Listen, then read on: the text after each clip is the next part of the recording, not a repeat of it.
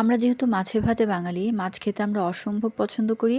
বিশেষ করে ছোট মাছ হলে তো কথাই নেই। তো আজকে সেরকমই একটি ছোট মাছ আমি চচ্চড়ি করেছি।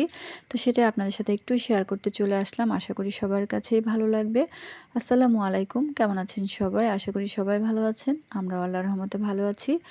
আর আজকে আমি এখানে বেলে মাছ চচ্চড়ি করেছিলাম। আর বেলে মাছটা কিন্তু খুবই তাজা ছিল, আর এটা কিন্তু খেতেও অসম্ভব ভালো লাগে। আর মাছটা খুবই নরম হয়, যার কারণে চচ্চড়ি করলে দেখা যায় ভীষণ ভালো লাগে।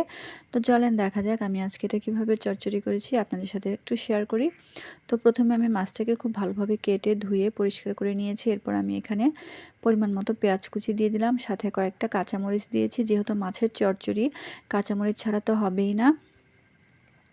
এরপর আমি অন্যান্য যে গুঁড়া মশলাগুলো আছে সেগুলো দিয়ে দিয়েছি, আর পরিমাণ মতো দিয়ে দিলাম তেল। এখানে আমি 1 চা চামচ পরিমাণ আদা বাটা আর একটু জিরা গুঁড়া, হলুদ মরিচ ধনিয়া এগুলো দিয়ে দিয়েছি, আর পরিমাণ মতো লবণ।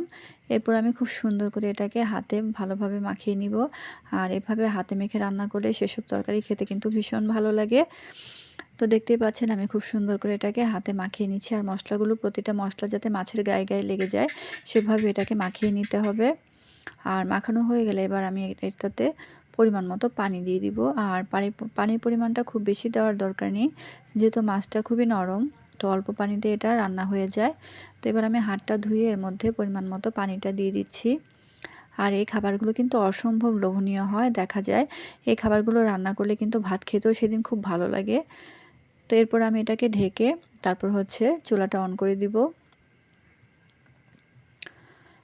আর এই ধরনের খাবারগুলো আমার মনে হয় সবাই খুব পছন্দ করে, আর আমাদের বাসায় তো রান্না করলে সবাই অসম্ভব পছন্দ করে খায়। তো এরপর আমি ঢাকনাটা তুলে একটু নেড়েচেড়ে দেবো। আর এটাকে বেশি নাড়াচাড়া করা যাবে না, কারণ মাছটা যেহেতু অনেক নরম, দেখা যাবে যে মাছটা ভেঙে যাবে, আর ভেঙে গেলে দেখতে অতটা ভালো লাগে না। তো আমি এই পর্যায়ে একটু নেড়েচেড়ে আবার ঢাকনা দিয়ে ঢেকে দিব। তো আমার রেসিপিগুলো ভালো লাগলে অবশ্যই আমার পেজটার পাশে থাকবেন, একটু লাইক ফলো করে যাবেন, একটু শেয়ার করে যাবেন। এরপর আমার ঢাকনাটা তুলে আমি আবার একটু নেড়েচেড়ে দিব। তো ঝোলটা প্রায় শুকিয়ে আসছে, আমি আরেকটু ঝোলটা শুকিয়ে তারপর এটাকে একটু ধনেপাতা দিয়ে তারপর নামিয়ে নিব। তো দেখতে পাচ্ছেন এটা কিন্তু অনেকটাই শুকিয়ে গেছে। তো এ পর্যায়ে আমি ধনেপাতা কুচি করে রেখেছি সেটা এর মধ্যে দিয়ে দিব। তো কেমন হলো আমার মাছ ভুনাটা? আর এরকম মাছের চচ্চড়ি আমি জানি সবাই কম বেশি রান্না করতে পারেন, তারপরে মনে হলো আপনাদের সাথে একটু শেয়ার করি, তো এই জন্য শেয়ার করা। তো ভালো থাকবেন সবাই, আজ এ পর্যন্তই। আর আমার পেজটার পাশে থাকবেন। আল্লাহ হাফেজ।